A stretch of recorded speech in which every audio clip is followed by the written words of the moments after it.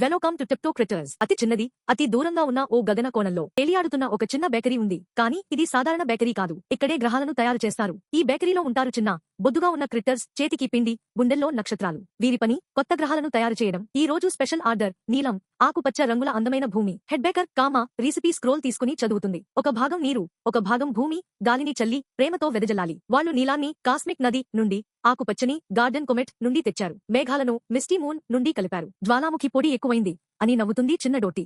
వంట చెమచంతో కలిపిన గ్లోయింగ్ మిశ్రమం స్టార్ ఓవెన్లోకి వెళ్తుంది.